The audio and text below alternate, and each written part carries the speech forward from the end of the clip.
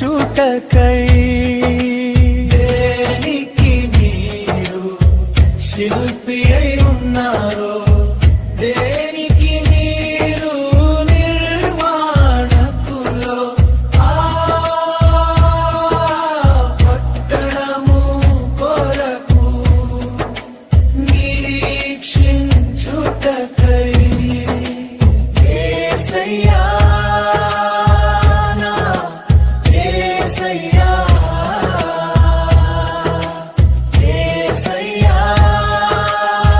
నా యేసయ్యా.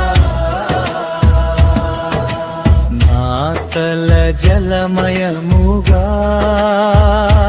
నా కన్నులే కన్నీళ్ళ ఊటలుగా చేయుము.